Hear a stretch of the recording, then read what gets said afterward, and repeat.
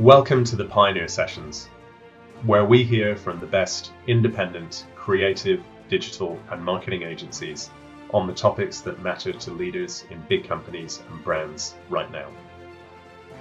We believe that indie agencies can bring unmatchable creativity, focus, and the benefit of deep specialism to the clients they work with. And at Studiospace, we make it easier for you to find and work with the best indie agencies.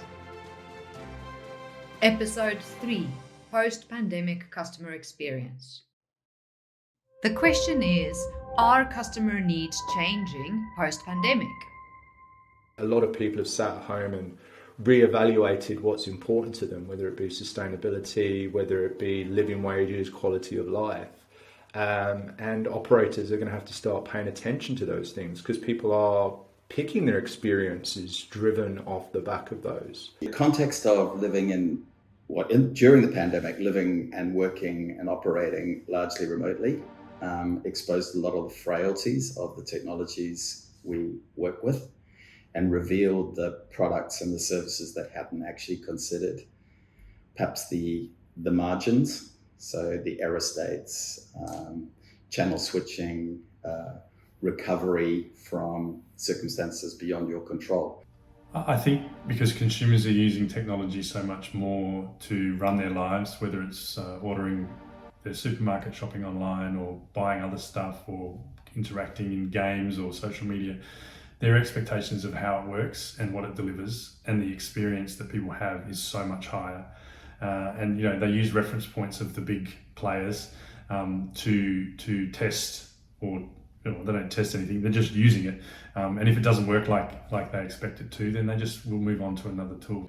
You look at young people today, they're online, they're on Discord, they're on games, they're using interaction the whole time. But you then look at what we've delivered as part of our story. It's not engaging. And how is the industry shifting post-pandemic? Actually, the advancements that we'll see, most people won't see. I know that sounds counterintuitive, but actually our job is to make it so good, the experience, that you don't even really notice that that technology has been infused into the situation to make the humans that you're still speaking to and interacting with, but we're just making them better. While I think there's the real obvious front-facing, guest-facing things that are kind of the big ticket technology, actually a lot of the things are kind of more guest-driven, their need state, and then back-of-house efficiencies, layouts. You've got less staff in spaces now because they're struggling to get staff. So that's another thing that we've seen, is that there's a lot of customer service teams who are very new. Call centres are having to bring in people that have not got any experience in the brand that they're representing. So using technologies to be able to augment them, to give them the information, so you listen into the conversation and give the answers, and then the human just has that information at their fingertips. I think everything that's been happening in the last 18 months has allowed us to get to that point. How do we make these more efficient spaces so that the guest on the other side isn't affected by us having less people there? And then the person that is there, that is facing, we need to make sure that they're trained enough to deal with the demands of people, and it's not just about putting a plate on the table now. If they're the only person there, they are the maitre d' and they've got to understand the food. So I think that's the big trends and the big change that we're going to be definitely seeing. I think it's been a big wake-up call for the industry, but for the better. There's just so much wastage out there, and it's almost like people have forgotten about good customer relationship management. And I guess it's such an obvious thing for me that that's an area for investment. Well, I think people are becoming aware of a methodology and approach that was already being practiced sort of under the radar by probably some of the better consultancies and design firms. Our clients especially have really come to realise that, there was this real spike in technology and we've got to kind of get on board with this, otherwise it's going to fail. But the reality is the foundations for success really lie in a great offering, your staff, and also their training. We live at an age now too, which is incredibly interconnected, which is incredibly valuable for very large brands and governments and us users, but it also poses more and more problems. How will customer experiences change post-pandemic?